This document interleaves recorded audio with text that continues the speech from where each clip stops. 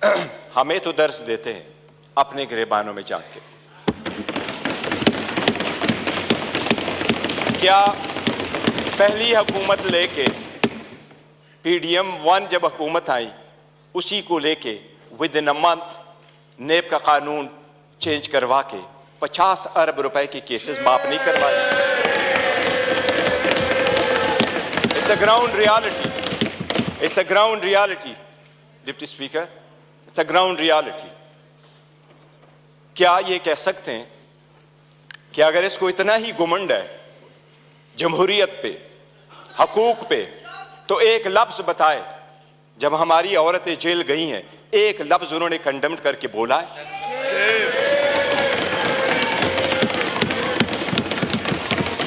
एक हमारे लोगों को जब इलेक्शन के प्रोसेस से गोया, ये जो पीछे लोग आप देख रहे हैं 91, ये 91 नहीं थे, ये 91 वही है। दे वर टू बिग टू रिग, इसलिए नहीं छोड़ सके थे। ये तो हमें 30 भी नहीं दे रहे थे।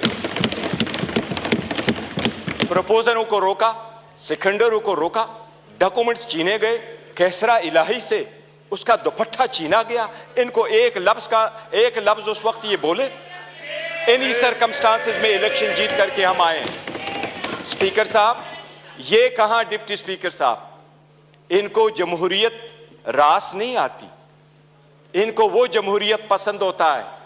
शहबाज शरीफ साहब कैसे कहते रहे, ये एक दूसरे को मफादात की टक्कर में इकट्ठे होते हैं, इसलिए ये पावर शेयरिंग पर बिलीव करते हैं। इमरान अहमद खान नियाजी अवामी सियासत पे बिलीव करता है, पावर शेयरिंग पे नहीं करते। क्या शहबाज शरीफ ने मलक कयूम को फोन करके कन्विक्शन नहीं करवाई थी? कितने एक ऐसे कितने अदब के साथ अभी कह रहे इकट्ठे बैठ के। आज इन्होंने सारे एक डाइनिंग टेबल पे बैठने वाले लोगों में इतने ओहदे नहीं बांटे। ये इमरान खान है, जिस वक्त आपके पास डेमोक्रेसी आएगी, जिसने मोरूसी सियासत को खत्म किया, मेरे जैसा वर्कर चेयरमैन PTI की हैसियत से इस वक्त खड़ा है। इस ईवान का pride of parliament Umar Khan साहब है।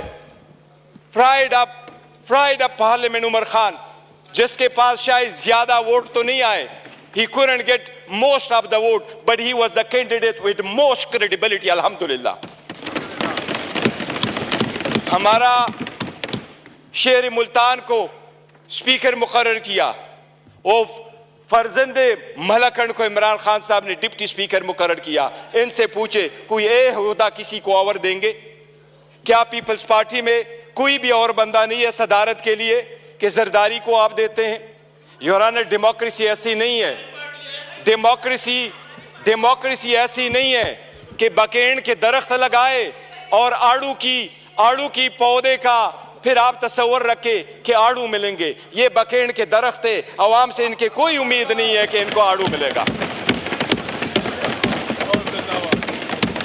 योर ऑनर, हमें एहसास करना होगा ये जाती मुफादात में आते हैं। कितने फ्राइडली कह रहा है कि सबसे कम उम्र इनके तरफ है और सबसे बूढ़े भी इनके तरफ बैठे हैं। जमहूरियत में potential ability in talent matter करता है, जो आपको इस तरफ मिलेगा। यही रीजन है कि हम में से इमरान खान का कोई भाई बहन भांजा भतीजा इस वक्त नहीं बैठा, लेकिन हमें जान से अजीज है और हमारे 100 इनके 200 पे बारी है। यही वो डेमोक्रेसी थी मिस्टर डिप्टी स्पीकर।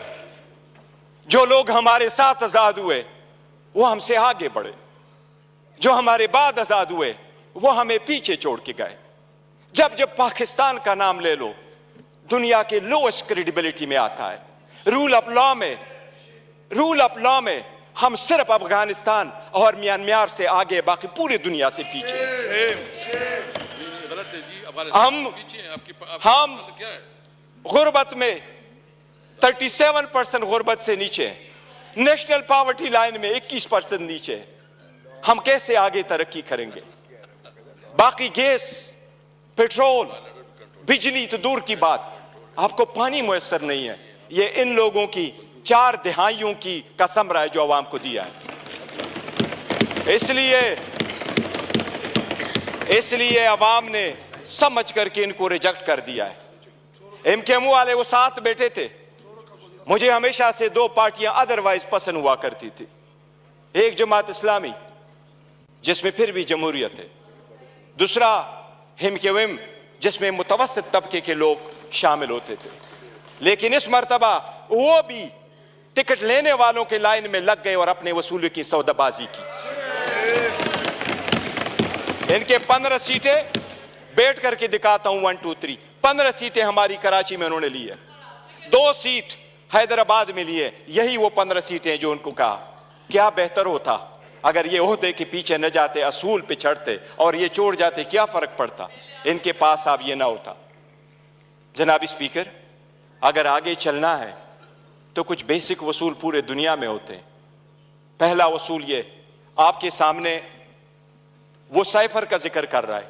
साइफर एक हकीकत है। इमरान खान साहब ने जिस वक्त ये उठाया है, वो लोग जो मुल्क को साजिश करा कि हुकूमत खत्म करने में, उनका ट्रायल होना चाहिए बजाय उसकी जिसकी आपने हुकूमत खत्म किया और उसको ट्रायल पे करवाया। जनाब स्पीकर, कितने गौर से कहते हैं कि इलेक्शन फ्री, फेयर और ट्रांसपेरेंट होना चाहिए। आप उस हुकूमत का हिस्सा थे डिप्टी स्पीकर। जो ही हुकूमत बनी, इनकी पीडीएम आई, सबसे पहले इलेक्ट्रॉनिक वोटिंग मशीन इन्होंने खत्म करवाई, because they knew it public के रिजेक्टेड। ये ओहदे बांटते, ये ओहदे बांटते आपस में, ये डेमोक्रेसी से दूर दूर उनका कोई ताल्लुक नहीं। स्पीकर, डिप्टी स्पीकर, अगर हमने आगे जाना है, बढ़ना है, तो उसके मिनिमम कुछ वसूल होते हैं और मिनिमम वसूलों में यह कि एक वक्त में बहुत सता कल मायूसी जरूर हुई है कि यह तो हम मानते भी नहीं है कि यह प्राइम मिनिस्टर है, जाली सरकारी वाला है। लेकिन फिर भी उस ऑफिस में निकलते हुए भी इसने हमारे वो औरतें बहनें जो जेलों में, उनकी रिलीज का कोई ऑर्डर नहीं किया था। इससे तो यूसुफ रजा गिलानी बेहतर था, जिसने पहले दौर में यह कह दिया था कि जज उसको मैं आजाद कराऊंगा। ये वही वाले लोग हैं जो उस तरफ चले गए। डिप्टी स्पीकर साहब, डेमोक्रेसी के वो उसूल जिसको लोग सुनहरी उसूल क्या कहा करते थे, ये लोग कुर्बान कर चुके हैं। ये आकर के आपको दर्स देते हैं कि हम डेमोक्रेटिक है। योराना, ये डेमोक्रेटिक नहीं है, ये मुफाद फरस्त है। इसमें कोई शक नहीं। आपने नेब के कानून में तरमीम की, आपने अपने मुफादात की पॉलिसी की, सबसे बड़ी काबीना इसने बनवाई। इंडिया का मैं एक मिसाल देता हूं डिप्टी स्पीकर। 1971 में इंडिया की आबादी थी 54 करोड़, आज इंडिया की आबादी है 140 करोड़। 71 में इंडिया की लोकसभा की यानी नेशनल असेंबली की सीटें 528 थी, आज भी इंडिया में लोकसभा की सीटें 528 है। जो सीटें मुख्तस थी 54 करोड़ लोगों के लिए, इंडिया ने कहा हमने ओहदे नहीं बांटे, सीटें नहीं बांटी, हमने अपना पैसा बचाना है, आवाम का पैसा बचाना है। आज भी 140 करोड़ उसी सीटों पे बैठे। अगर ओहदे नहीं बांटने और अपनों को नहीं मानना तो डेमोक्रेसी आगे बढ़ेगी। लेकिन अगर मुफादात की डिप्टी स्पीकर सियासत होगी तो हम आगे नहीं बढ़ सकेंगे। हमने आपके सामने एक प्रिविलेज मोशन भी लेके आया।